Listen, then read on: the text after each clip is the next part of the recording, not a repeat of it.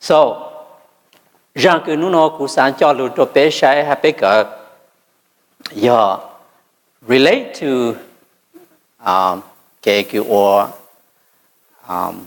Yexus Thwjtim Jerusalem cho tao để tu lo Yexus Thwjtim câu chuyện ý là sử dụng lu hỗ trợ là sử dụng là họ foundation cứ vấn đề bây giờ muốn cho tao cứ bây giờ sau lỗi từ Thwjtim bây giờ mua số lúc này Thwjtim sẽ là biến change là sẽ là become true cho câu hát cũ thằng đó bây giờ là cái become one you make one cho họ giờ bây chỉ tàu chạy câu chuyện đó chỉ chẳng bây sáng ở Yexus là Thwjtim bảo là giang lo bây ở chỉ tàu giờ đó chọn riêng hãy cho sư phụ cho thời chọn là chọn riêng ít gì nhưng hà là hà ta rằng lúc khó khăn cứ hai chuyện mà dùng chuyện là giờ Yexus rằng lúc khó khăn sau lúc trong the Sermon on the Mount rằng lúc khó khăn đó khó cứ xa chăng là gì ngay lúc cứ thôi yang thở rằng lúc khó khăn đó giờ trả tàu nhau cho hùng mà thải trong sáng mình mua chỉ lưu bé nhện ok bé lên mà sai ok nhau cho hùng mà thải trong sáng cuối nhện ở luồng kia hùng phong NIV nơi hai nó pin là gai cầu gì một trong gai này cầu bé Matthew 7:18-23 đây là nó a good tree cannot bear bad fruit, and a bad tree cannot bear good fruit. Every tree that does not bear good fruit, is cut down and thrown into the fire. Thus, by their fruit, you will recognize them. Not everyone who says to me, Lord, Lord, will enter the kingdom of heaven, but only the one who does the will of my Father who is in heaven. Many will say to me on that day, Lord, Lord, did we not prophesy in your name, and in your name drive out demons, and in your name perform many miracles? Then I will tell them plainly, I never knew you. Away from me, you evildoers.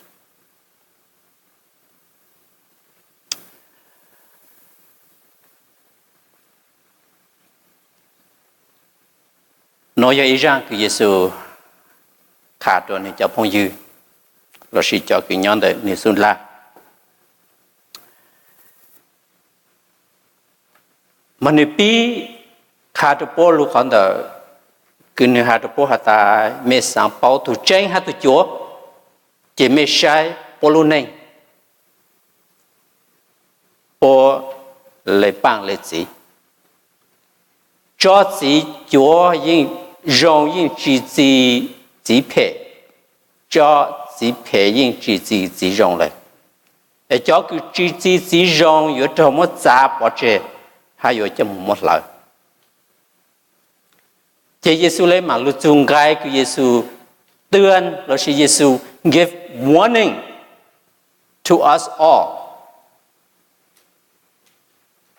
Do nhỏ cho đời gai trong tàu của Yexus ta chống tu cái nên gọi on trong trang Yexus ta mỗi trong từ nung đào vô lù cho cụ, hạt ta tu chữ, bé bộ tàu khá có tu lù, luôn đào cao lung bè, bé sĩ cao lung bè đạt lang, ha the Columbe Pe on Dao Yang Suji Jing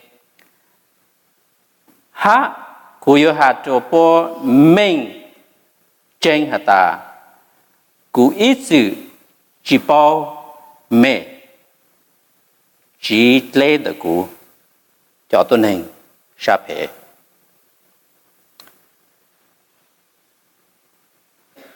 This is a very serious warning. No ya ilulu warning ke nhang cơn go. Chỉ ở tận đầu lên từ lúc còn giao lưu. Tận đầu từ chữ Giêsu lúc còn giao lưu. Từ cứ chỉ bla tế từ cứ chỉ có hát chỉ cú. Từ cứ gây lưu ở lúc này là có hát cú hát chữ có lì hú sự kế tua cho các lưu cho hú vang chữ tế chờ. Nếu hạ ta nụ cờ một trong lần yo lu cho nếu ta cú tàu ô lên nó cho cao lung bể ta chỉ Giêsu yo hạ cho po ta cú ít chịu chỉ bao mẹ trang lên được cú cho tôi nên cứ sắp hết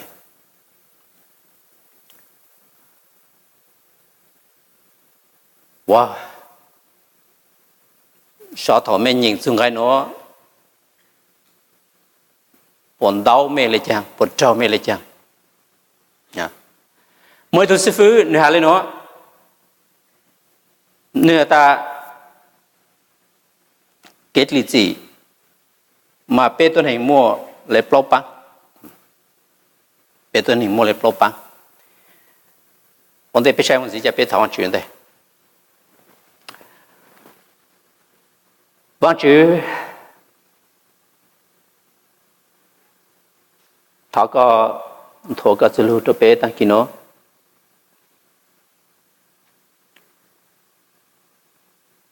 thọ có chén bé cho từ từ kế sáng trong đó có sự lưu từ Chúa Giêsu ya chỉ mua chén có ya chỉ hạt chết cho bé để cho lưu cái có hạt nó vang chứ thọ có yon đau bé yon trâu bé do bé do cho cái bộ lúa neng là cái cơ hà nó thọ có từ cái lúa chở bé băng bé cô bé ở lì là một lầu và cho cái cơ tàu sản xuất chế cho nó vâng chứ thằng một bé sụt là chở đồ co chứ xem nhiều đồ kinh chở đồ co từ cái chân thu tay thọ sự dạng nó để từ Chúa Giêsu luôn bé amen Giang nu nói cụ tỷ lu ra cho hata the assurance of salvation assurance of bé lu mong gì là chăng cái chua sa là gì cái mình dù dù sự cái lịch gì nè mỗi tu sĩ phải nó relationship in regards to salvation hạt sự kết lý gì cứ vang chỉ pu đồ tên plate một phải tàu plau bangตัวnày bang ý bang cứ nữ bao tại nữ chính chế vang chữ nữ chỉ lý nè nữ gì lên lên họ nữ gì giàu xa lên họ nữ giàu thua chọn chơi nữ giàu xa tại nữ lúc position đó bé mong bé bao rong mà giờ cho cứ bây giờ cứ ti cho sinh ra cứ chơi nhau hụt làm tốt làm khé bôi bao ta bôi một cái tỷ lệ là bôi giàu xa nhau tỷ họ lại nói bang ý bang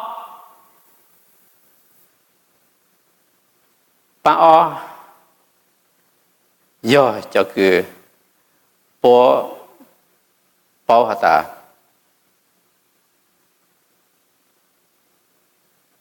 bột lịch bột bao ta suy kết lịch gì bột tàu là ha bột lịch gì ta một lô bang pe giờ bang cứ bột chỉ bao hạt ta bột lịch gì ta chỉ bột tụt lịch gì là ha bang cơ giờ bang cái yo bang ki tu Yesu ha trong ta bang no yo bang ki pop pao ha ta pot li chi they are sure that they are saved but they are not.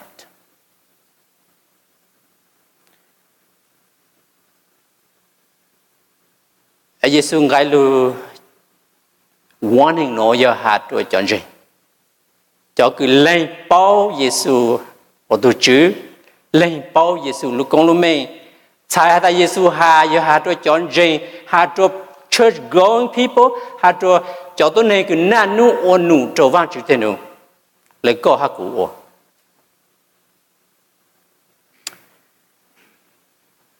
giờ lên đó chỉ nhớ cho bé lũ church lấy cái vang chữ sưu ha nhớ tới hú cái nhớ tới hú y bê tô nhớ tới hú y bê tô trong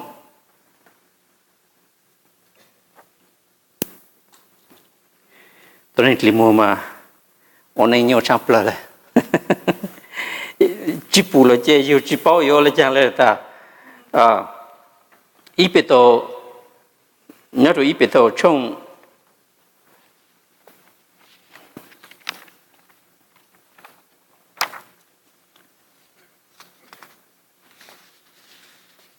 y bê tô trong y ngay cầu cụ phê ta giờ cái cầu trong y ta chỉ trong y ngay cầu mà từ nó bê tô hay chăng bên nhảy mới phô ha bê tô ha ta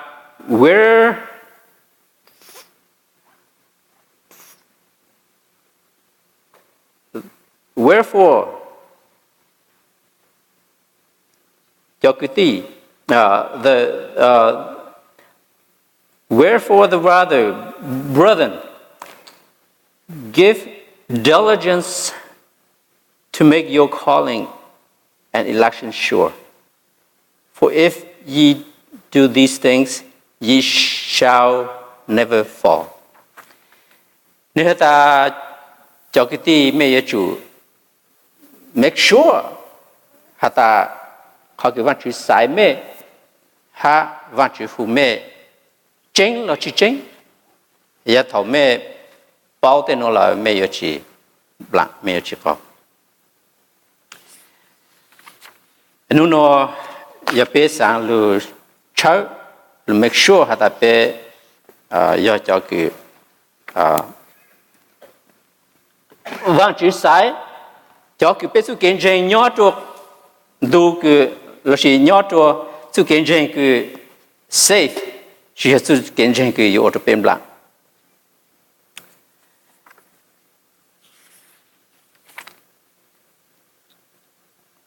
suốt lời giờ lấy cha ý chọn gì bao ta bớt lý gì ha bớt lý gì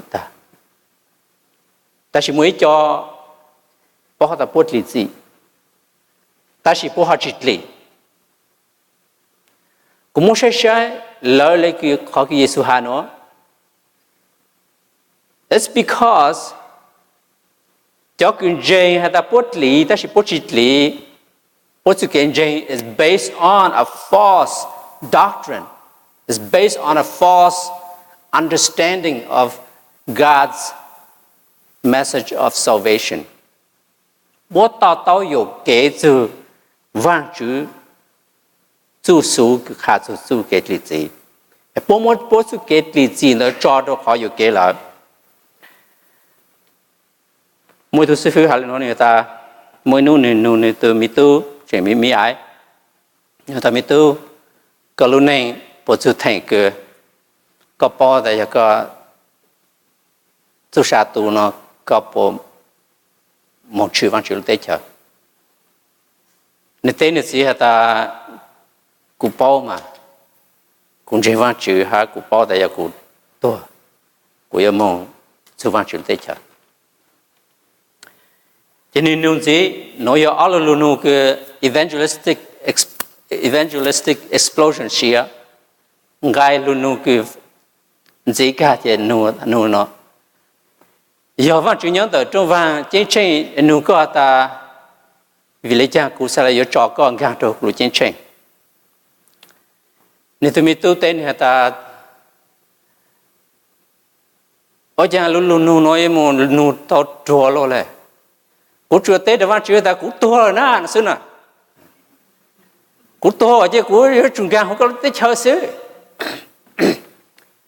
it's funny ta chỉ bé tôi này chống lên sáng lên đó sáng lên tụi mình tu nó sáng but that the only requirement that you need to enter into heaven is that you have to be dead. But that vang chữ ya, vang chữ cứ rong à, vang chữ chỉ sáng lên thì mình bỏ đến tụt ta. Bé cho tôi cứ to chứ, nô to chứ bé chữ chiến tranh sử. Now that is a very wrong assumption. It's a fatal understanding. Cứ chỉ ya, rong lại tụt này cứ try to disarm ilu bomb này ya. And if you make the mistake, it will explode and kill you. That's a fatal mistake.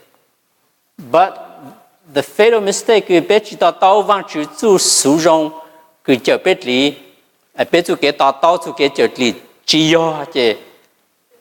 It can lead us to a fatal decision. Đó là understanding. And chỉ fatal to lúc này nó xứ coi lúc này nó tàng xứ đó là it's an eternity. Blank. Có chú sa. Yeah. Bé chống lên sáng hạt ta bé lên Yexus sư chế tao là chống tù yên là họ. Đâu ra bé hạt rồi bé to neighbor, bé hạt rồi tụi này cái bên gì ta, do you know Jesus? Boy, you tell cha. But they I know Jesus. Okay. Ta shi ngai cái bên nhện cái Yexus hà lấy cho nó. I never knew you. Right? You may know me, but I do not know you. Okay. Đâu ra bé sáng ta or church member chế bé lý gì. We try hard to be a church member. And I know Faith Church demand certain criteria to me sẽ thảo lỗi từ chữ chúa tàu. And being a church member, I can say this to you that it doesn't save us. Thảo lên đó belong to the right denomination. Bé trong tù ta, chẳng chừng chúa bé nói chống cơ lên mà. That should be belong to the right denomination. Bé chẳng chừng chúa. Yeah, chính ta tới ra denomination có faith statement. Do đó xí lên. Và bé bị chú lên nó bao the Alliance faith statement. Đâu ra, ya bé xung lên đó, bé chỉ cháu, bé chỉ sai. Có thể belong to ý khó denomination cứ chỉ chúa là có sự kiến trình chúa. Có thể chỉ bằng chúa để cháu. Đâu ra, bé chỉ methods to call people to accept Christ. Bé của tôi này chẳng tê, bé của tôi này walk to the front, bé của tôi này says the sinner's prayer, thảo vang chữ. Thế ra bố sáng ta cũng lên nói là sẽ chế cụ trì là. Okay. These are still wrong assumptions. Thế ra bố ta cũng bao từ Yexus nói. Cụ tôi cỡ chứ nếu lúc này nếu you ốp hai chung cho luôn nếu you cho từ cô xứ mấy là bé cho tới trong đời này tao một tua ha môn phò ha này sợ đọc họ tôi đọc ăn luôn. You bên thế ra có bao Yexus rong. Cụ khá đam mê ta cho sư phụ cực khá religious in many universities and colleges know the Bible more than you and I do. And yet, I can say that Jesus, thế ra Giêsu yêu chỉ bao trong linh đó, được học bố chiến tranh là tại Giêsu chờ bớt đi. Một tổ sư phụ nữa ta cứ biết chuyện phiên sĩ evangelistic explosion nữa này ạ. Nên là nó nữa ta lulu nu cứ biết một nu tôi này mà giờ có nu tôi này ta có bộ giải tôi jeng nữa mà ni offend tôi này ta chỉ lối chỉ tây có lão lấy cái có sáng nó rồi chỉ có sáng chơi sẽ tôi nó bây giờ tôi jeng là chỉ jeng. Ta chỉ có nu nữa ta có lúc này một chủ thành cứ có sáng ta giờ có tuổi nó có một chủ jeng trên hiện càng tệ ha giờ có tuổi mòn nó này giờ có chủ jeng nữa ai vang chữ nu có tại giờ vì cha cú sa chỉ nhau cho con gang hoặc cú tết chờ yi cho phèn bùa đời chọn jeng nè chỉ cho jeng á đời chọn jeng tế mà bố tế based on personal moral cứ bố tạo ua dạng rong cứ bố tạo ua để bố này bố trả xa tại văn chữ trả bông gang rồi văn chữ tế chờ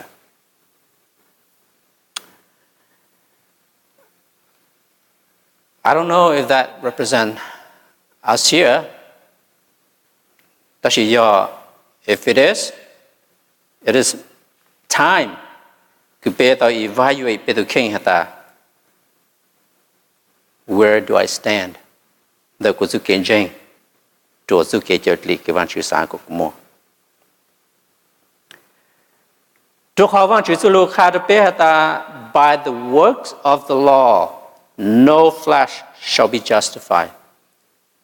Luôn đó có cái bé khứ, luôn đó cái bé ô rong, luôn đó có cái bé ô lao lên chú trai, bé chết đi. Why?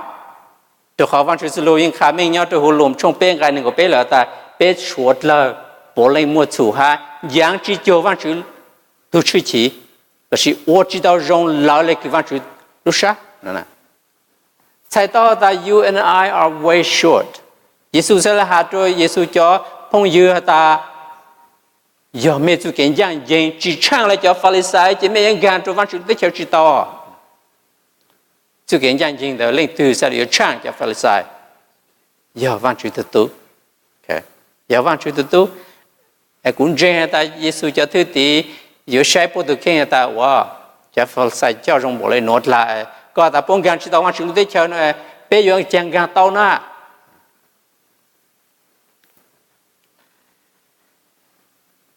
Mỗi họ cái cuộc sống cho bây giờ giờ giờ bây họ kiến trình hay ta bây giờ cái ô rong giờ cho bên gan tao đồ ăn chừng tới chờ.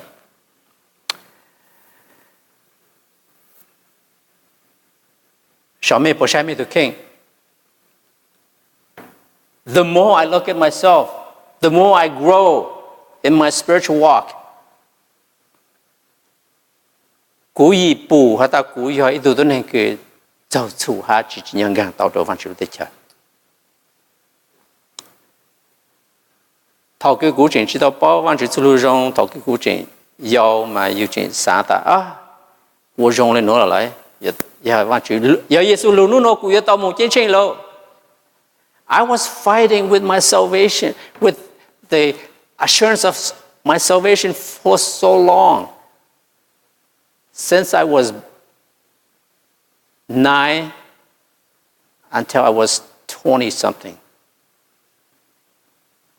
Nếu nó của trong Giêsu luôn tao một lỗ, nếu tao Giêsu luôn sẽ cũng lạ lỗ.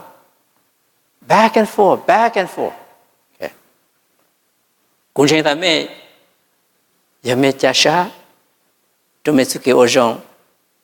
Your assurance will also be the same. Okay. That is just basic sáng sữa. Cũng had to bear that the most carelessness thing that we can do for our soul is to rely on our goodness to get us into heaven. Ít khó cái bé chỉ sáng lo lại bé làm tao làm sai, giờ khó cái bé sáng hả ta bé chú kế ô rong yếu cho bên cái tao đồ văn chủ tế chờ. Because you and I do not have enough to go into God's kingdom.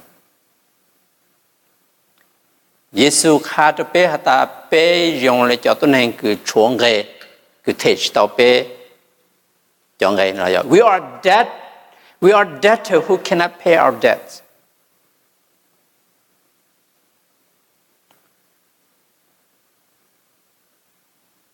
Do lên đó vang chữ sẽ là sang từ tu lưu thể tuần ghê cái có cụ thể chỉ tao. Ashu pesa le yot gang tao lu mchot vang chữ. So, if we depend on our good works, I can tell you today, or myself today, hata no chance. Cái bé phụ vang chữ lu tế chợ. Khó gì? Do our righteous, do bé có sense of assurance based on our evaluation. Họ cái bên chùa ta bên chú kế chợt lý dùng là chỉ dùng. Rồi là bên ở đây nhớ cũng chỉ là mấy lời cũ ha. Đầu ra bên bên ở tì sai tu tỏ compare ourselves and you ta ya bí đôi cho nó bí đôi tu nó cú dùng là ha mà. God does not grade us on a curve like cái bacon đó. When you show you cho y cái của mon college show first time I took college chemistry. It was very hard for me. It was very hard. And my first exam, I feel like I didn't get any answer right. Okay. Tại she told sư phụ muốn tới like examination cho các luôn I got a B. And I said, how could this be? I got more wrong than right. How can that be?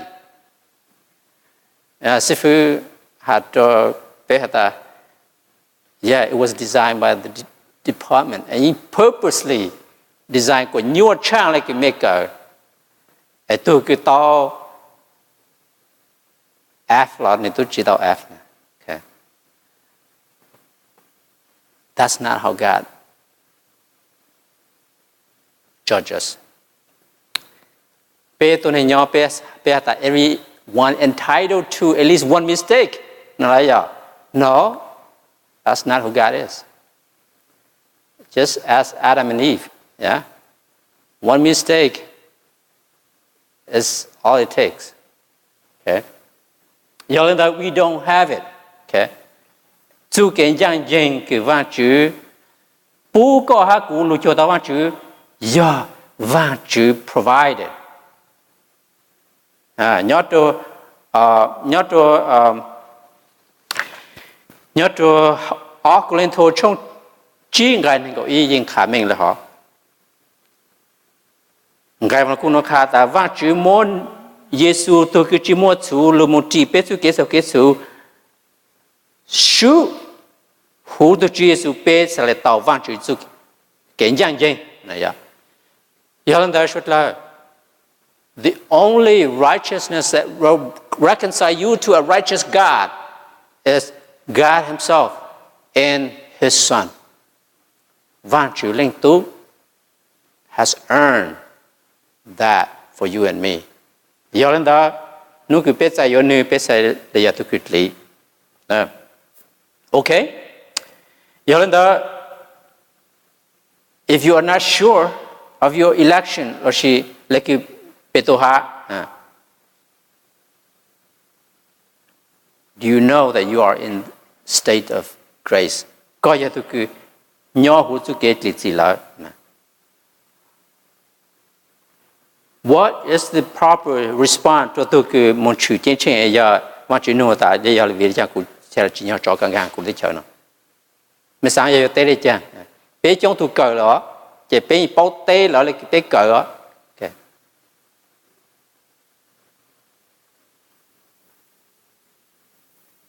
The proper answer would be what you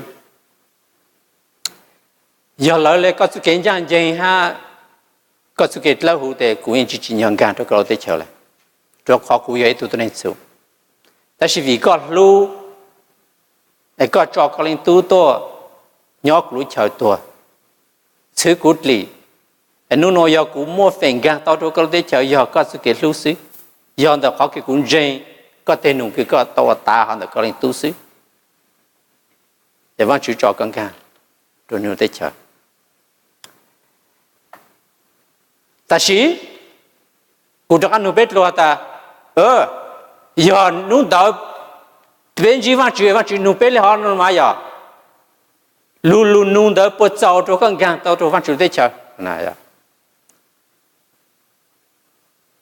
lấy từ sáng đã giàu rồi đây là gì giàu I don't think so cho họ vẫn chỉ bao bé tu rồi bé bao bé vẫn chỉ bao chỉ là có lưu lưu lưu sư,但是vẫn chỉ bao cái lối xa đó là he knows your intention bé tu này mà nhà hà lưu rong 但是bé lưu xa lưu còn giá vậy okay he knows giờ có cởi lưu có hà là gì does it really mean does it really come from your heart cái có tên đó vẫn chỉ so giờ giờ lên đó là cú sáng ta chấp bé sáng tốt của chúng ta giờ lên cha bé sẽ lại cái bao tu Chúa Giêsu ha tu Chúa Giêsu sẽ là bao bé mà cái mà lúc cứ ta bé nhảy mà cái Chúa Giêsu ta mới bao tu Chúa ha tu chính thì giờ sẽ bao lâu này giờ tôi rằng gọi là họ là bé tu kiến chính Giêsu giờ Chúa tên là chuyện đó bé lâu này lên nè bé tu kiến chính Giêsu giờ chính tên là chuyện đó bé lâu này tôi rằng gọi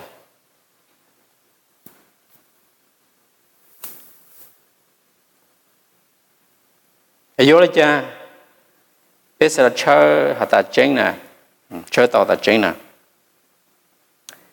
tu kiến chính chỉ tu kiến chính cái lệnh đó luôn giao xí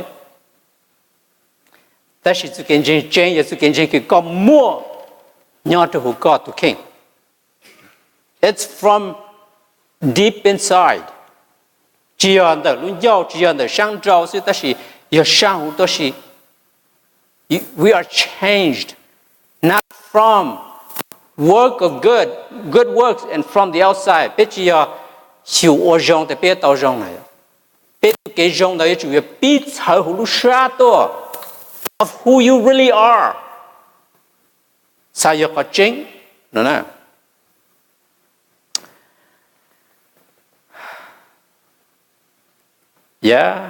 bây giờ bao ta biết lịch gì lên tao ta biết lịch gì giờ luôn nu cũ ta sẽ tăng cái bao ta cất lịch gì na I would wait not more than a second to raise my hand bé trong lên giờ ta ôi chẳng có em khát thấy thằng bố con à ấy à ôi chẳng có bao ta có lịch gì na con na nu chủ là sao rất là số ra cái cụ nhảy vào chữ luôn vào chữ trong cụ sa rồi là cái thổ trong đó cụ xuân là khá đó cụ ta cụ hiểu tôi này cái chỉ nhau vào chữ kết luôn giờ tôi này cái phê hắc à but at the same time the more when I read one chữ luôn the more confirmation I have of my salvation.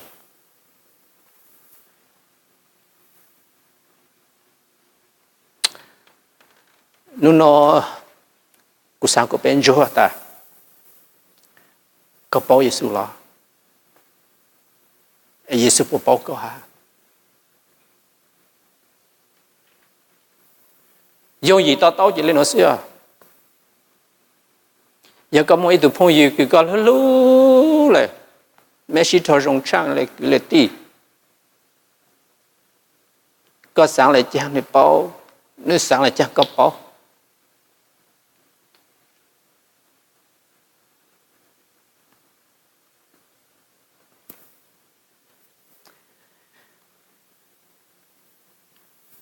mà thọ mê ổn định thọ rong thọ phê mê lên bội lên you know where I am and I know where you are. Jesus should be your best friend and my best friend. Thảo có tao rong. Is he there?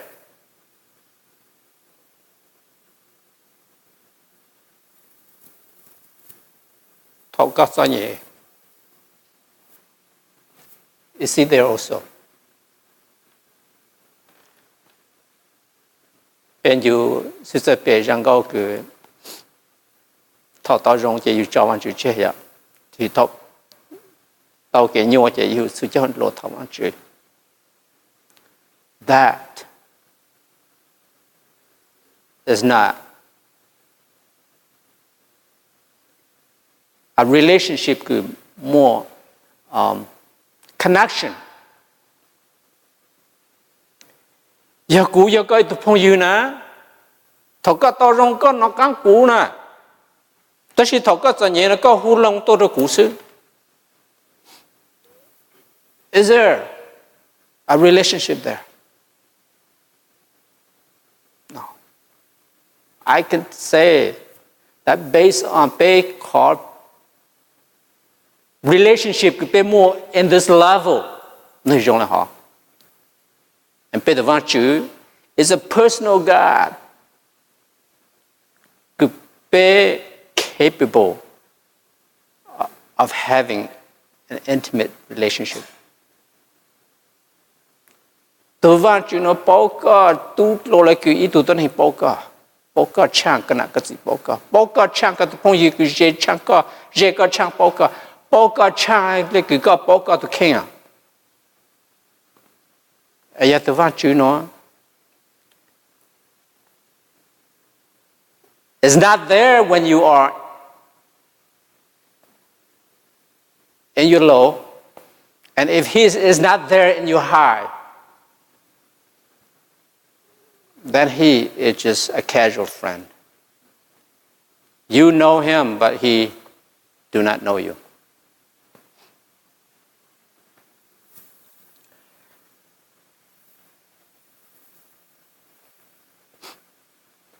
Yohan trong trí Yohan khát đồ bé ta bé một lúc bệnh sự cứ bảo bé sự kết lịch gì Yohan khát đồ bé ta nhớ thu trong trí ngài cậu ó này hả lên nó nhớ thu cậu honey sorry can you give me a tissue. Sorry, I'm a very emotional guy and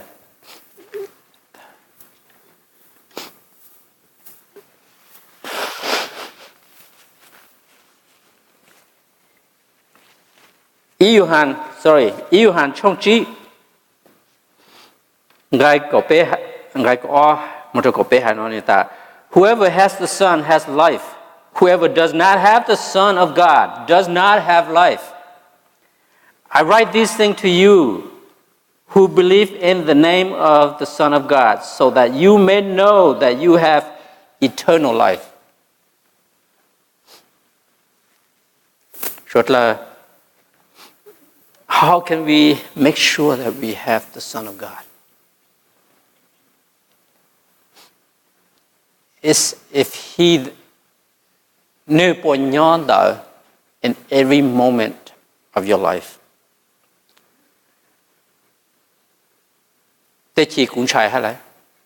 Because Jesus is not there in all my moment. I question myself that Yexus có cho lúc có hạ nhớ cho hú mà thầy trong sang là bây hạ cũ na. Chẳng chỉ cúi hạ ta Yexus. I serve you all my life since I knew you. Cú thơ tuôn sải lùa, cú cho lùa, chỉ tao chỉ bề, phụng có nhớ gì có nhìn mà chú Zulu có Zulu. Thầu cú nhớ who were in church. I serve you in all position. I was an elder there for a long, long time. I teach Sunday school for a long, long time too. Chẳng Yexus you had to go that I never knew you.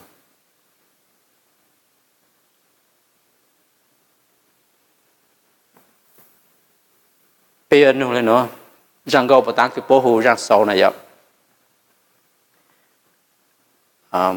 Tôi dành cho chú lưu văn chữ. Cướp lăng cướp lợi cướp lăng cướp rượu. Hà lưu lửa lên lưu lại cái lưu lưu kinh. Chỉ hà sau này chứ Yexus hà ta mẹ chú lưu mẹ chạy yên vô này vậy. Bố có chạy yên vô nào. Nụ nô lên từ yo lên tao luôn cho họ ta cú lưu văn chữ tăng sa tăng chữ tăng plan tăng plơ tăng lang tăng du lại nữa. I don't have that. And if you have that, let me know. Yo cú nụ có ta, do you love Jesus as much as you should? What is your answer? It's a trap question. Thì cái ta yes. Really? Cha cũng nói nút lo ta. Do you love Jesus at all? Có bố lưu Yexus lo lệ. I hope that we do.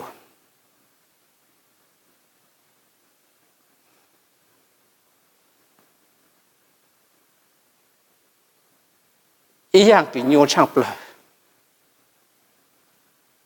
Cho cô hạ văn chữ, thầu cô thảo văn chữ. Hạ văn chữ của lúc à.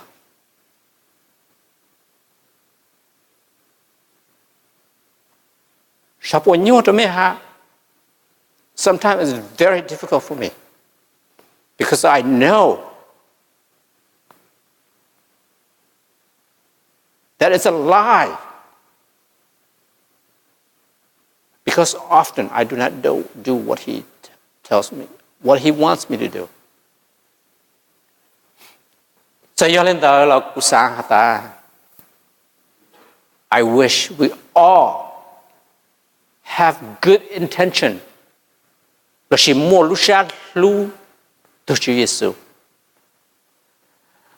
God who left heaven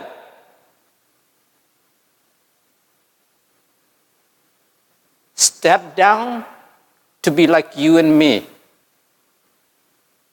Hospital. He was born in a manger.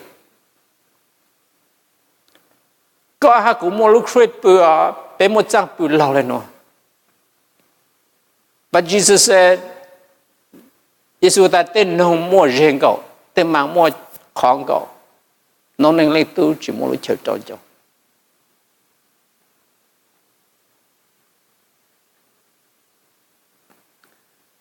The shame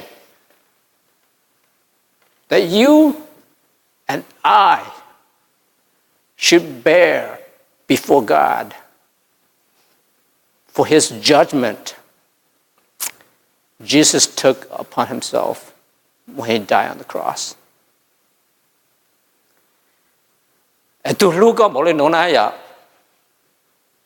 giờ có chỉ lưu được cả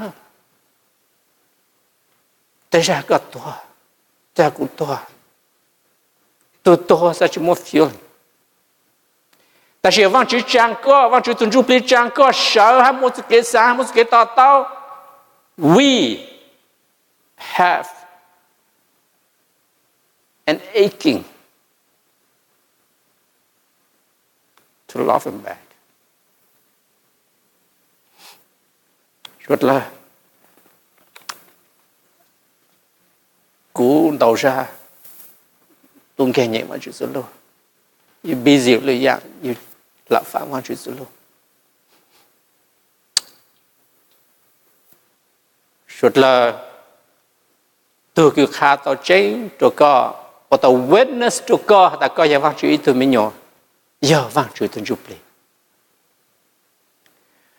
vang chữ tôi chụp lên speak to you not in dreams or not in thinking that is very strange because in line with the Bible vang chữ tôi chụp lên speak to you and me in and through God's word only.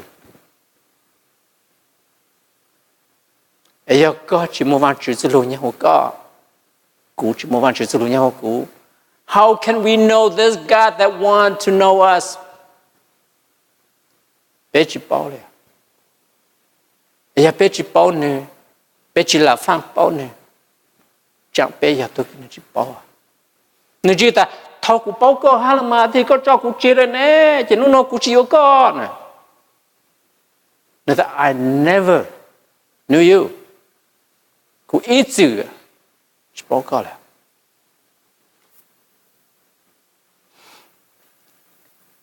cho nên look at yourself, look at myself. Hắn nói về Kinh Hà Ta Giêsu có lúc có hắn nói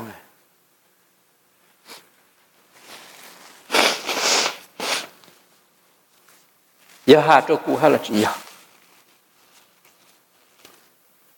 我这样看起，古来帮来自只得来找自己用啊，得来个找自己用。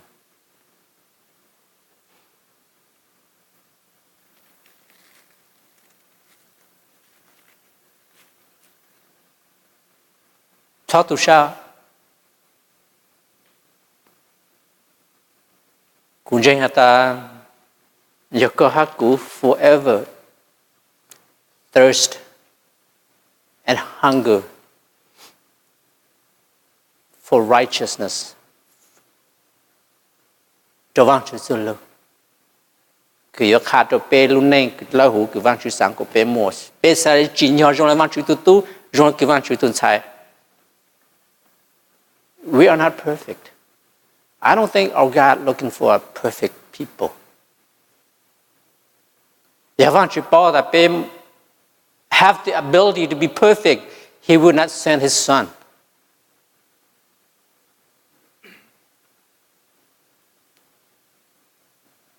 Often, I look at the life of King David.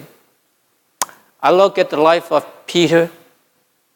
I look at the life of Saul, King Saul, and I look at the life of Judah. What were the difference?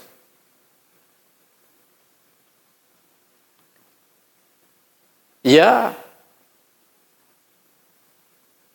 Vang chữ so chịu lại cái vang chữ cái chữ sáng phù mà nếu lão lại cái sáng tại do thế mà. But compared to David's sin, he commit murder, he commit adultery. His sin is worse than Saul could ever touch. And yet, God called David a man after his own heart.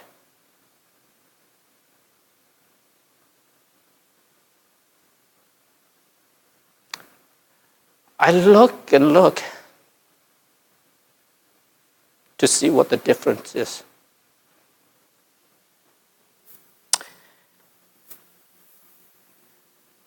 And as far as I see, this is the difference Saul doesn't have the humility to come before God and say, God, forgive me for the sin I have. But David, as soon as he knows that he committed the sin, he comes before God and confess his sin. If you read the book of Psalm, you see the sorrowness of this man before God. And cho Jane, thầu có sáng lễ để vào chữ lớn này ạ. Bộ mỗi ý chú rô là chỉ bộ mấy dạng, là chỉ của chú có quân chúa cho các thám vào chữ để vào chữ.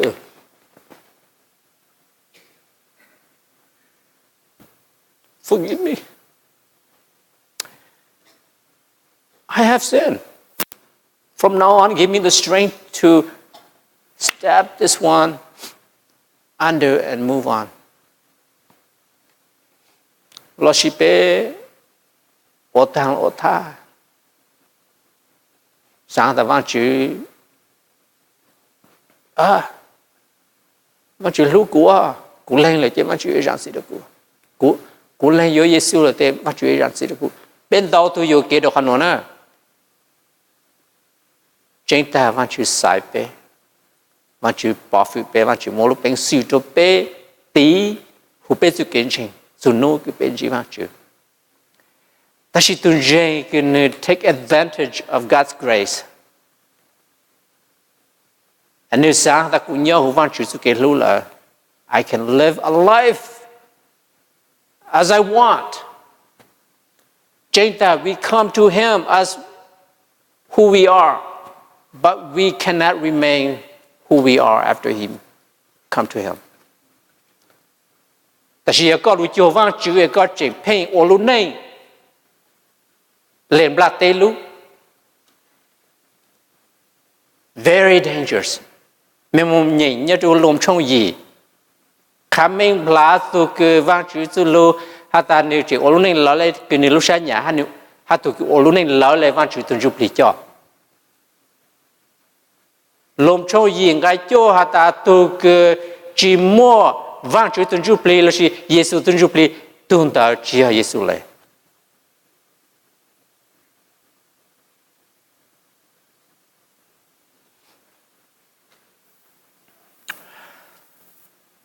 Giờ ta khó sau nó chắc bé hà lên nó. Giờ có giờ cũ chỉ bảo hạt bé nhau hạt thôi. Chỉ bảo hạt bé sự kết liệt gì mua hay là chỉ mua. Chong kinh, chọc bự, chọc trâu ru, chậu ta, sẽ có bây giờ chuyện đó, cũ bây giờ chuyện đó.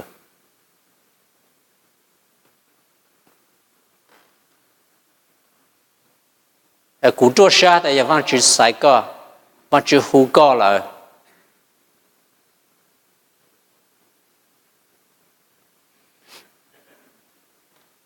có nhiều một lúc xa cái sáng chơi sáng trà, tôi vang chữ nó, có bao nhiêu, giờ có chỉ tao gì nữa, có những gì nữa, có bao nhiêu ha, này bao có,